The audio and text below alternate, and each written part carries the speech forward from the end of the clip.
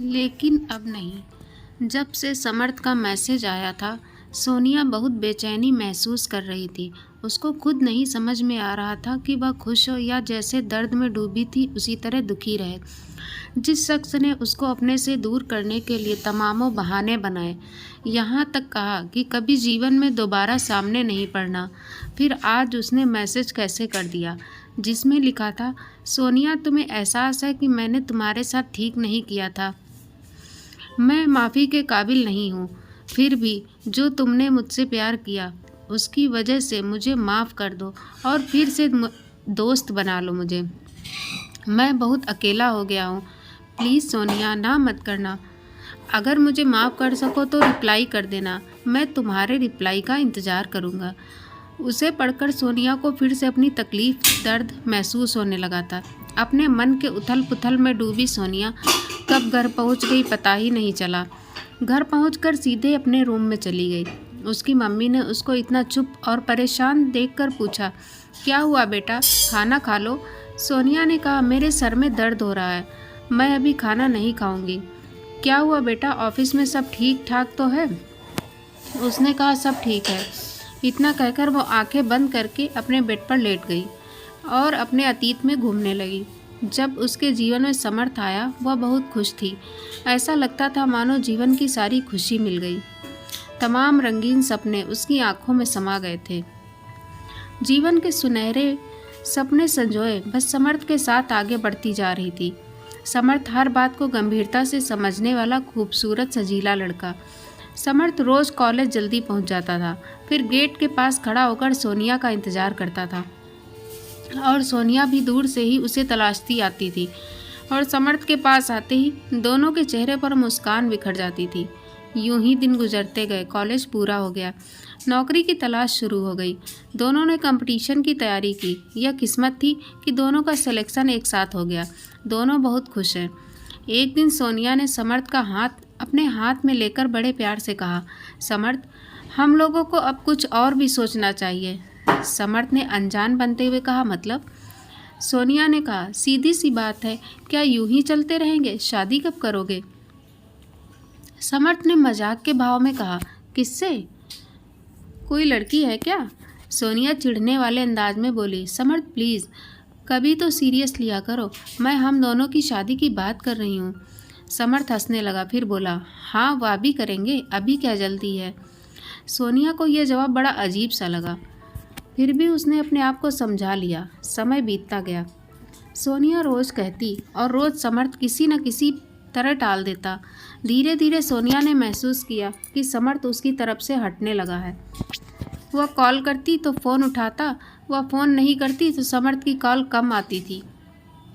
सोनिया ने उससे पूछने की कोशिश की, क्या बात है, कोई प्रॉब्लम हो तो बताओ, लेकिन समर्थ हमेशा कहता, कुछ नहीं है, काम बहुत है, बिजी हूँ। एक दिन सोनिया समर्थ की फेसबुक पर प्रोफाइल फ़ोटो देख रही थी, तभी वहाँ देखा एक लड़की की पोस्ट है। उस पर समर्थ ने एक कमेंट किया था जैसे इसको करता था। यह बात सोनिया को अच्छी नहीं लगी। वह अपने मन में नहीं रख पाई। उसने समर्थ से पूछा, ये तुम्हारी न्यू फ्रेंड कौन है? तुमने कभी इसके बारे में बताया नहीं। समर्थ ने अनजान बनते हुए कहा, कौन?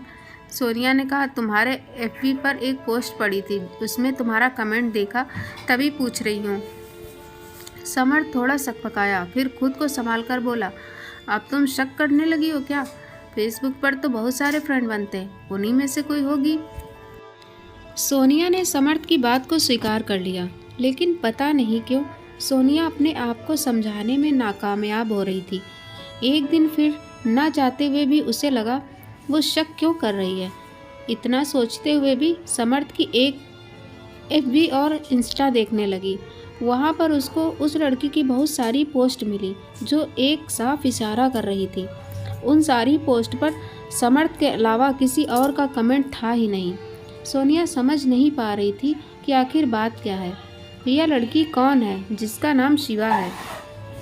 क्या रिश्ता है समर्थ का उससे? मगर किसी एक प्रश्न का भी जवाब वो न ढूंढ पाई।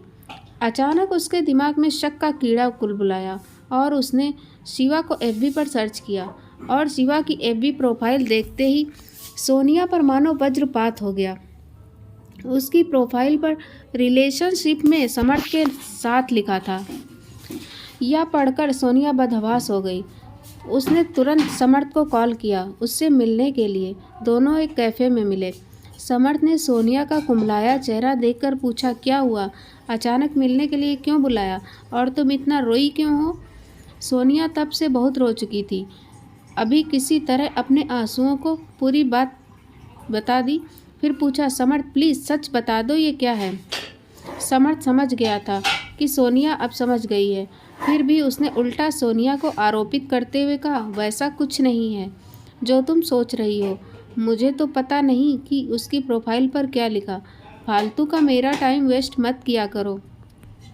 फिर थोड़ा रुककर बनावटी प्यार उड़ेलते हुए बोला, अरे मेरी जान, तुम ही हो और कोई नहीं। इतना कहते कहते सोनिया के हाथों को प्यार से पकड़ लिया। सोनिया फिर उसकी बात में आ गई और खुद को गलत मानकर उससे सॉरी बोलने लगी। समर्थ अपनी कामयाबी पर मुस्कुरा उठा। फिर कुछ दिन सब ठीक रहा, लेकिन एक दिन सोनिया को किसी काम से मार्केट जाना पड़ा। अभी वो रोड क्रॉस करने ही वाली थी कि सामने से समर्थ को आते देखा। वो खुश हो गई, मगर पास आते ही समर्थ सामने से तेज स्पीड में निकल गया। सोनिया ने समर्थ के पीछे उसकी कमर पकड़कर बैठी लड़की को देखा, जो शिवा थी। सोनिया ने इंस्टा पर उसकी फ़ोटो देखी थी, इसलिए पहचानने में कोई गलती नहीं हो सकती। सोनिया को बहुत तकलीफ हुई।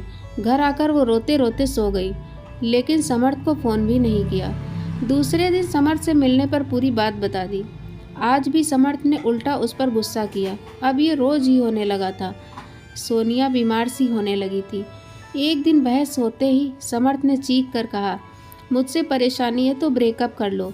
सोनिया को समर्थ से इस बात की उम्मीद नहीं थी, तो उसको लगा शायद उसने गलत बोला है, तभी उसको इतना गुस्सा आ गया है।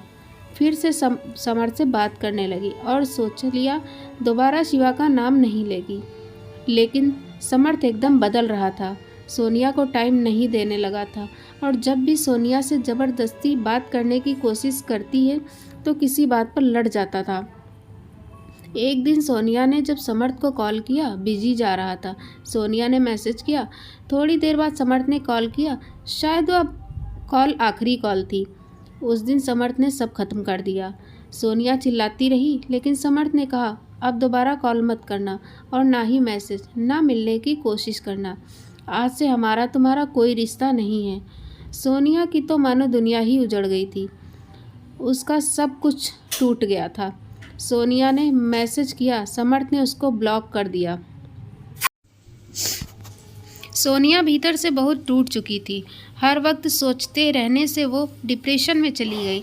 घर में सब परेशान हो गए। सोनिया की माँ को खुद सोनिया ने समर्थ के साथ में सब बता दिया था, मगर अभी वाली कोई बात नहीं बताई थी। लेकिन उससे बीमार होने से वो समझ गई थी, लेकिन उन्हें विश्वास था सोनिया की समझ पर। फिर भी सोनिया की ये हालत देखकर वो डगमगा गई और सोनिया को मनोचिकित्सक को दिखाया। धीरे धीरे सोनिया खुद को संभालने में कामयाब हो रही थी। उसने अपने आप को ऑफिस के कामों में और फिर घर के कामों में पूरी तरह व्यस्त कर लिया। फिर भी समर्थ की याद उसे रुलाकर शांत होती थी। जब भी खाली होती, समर्थ की एक एक बात उसको याद आती और रोते रोते कब वह सो जाती पता ही नहीं चलता। उसे समर्थ का इंतज़ार था। उसे लगता कि समर्थ वापस आएगा। माँ की आवाज़ से सोनिया अपनी सोच से बाहर आई। सोनिया की माँ उसके सर को सहलाते हुए बोली, क्या हुआ बेटा, कोई प्रॉब्लम है क्या? बता दे तो मन हल्का हो जाएगा। सोनिया जानती थी कि माँ किसी भी तरह से उसकी बात जान लेंगी। उसकी माँ के साथ साथ अच्छी मित्र भी हैं। सोनिया ने कहा, माँ, अगर कोई किसी को बहुत चाहे और लड़की उससे भी ज़्यादा उसको चाहे, मगर एक दिन वह किसी और के लिए उस लड़की को छोड़ दे, फिर बहुत समय बाद वो वापस आए कि हम फिर से दोस्ती करना चाहते हैं और पहले की बात के लिए माफ़ी मांगे, तो क्या करना चाहिए माँ? सोनिया की माँ समझ गई अपनी बेटी की समस्या। वह बोली, बेटा, आत्मसम्मान सबसे बड़ी चीज़ होती है। अगर आज वह किसी के लिए छोड़ कर गया है तो वह कल भी किसी और के लिए छोड़ सकता है। अब निर्णय तुम्हारे हाथ में है। सोनिया को माँ की बात समझ में आ गई।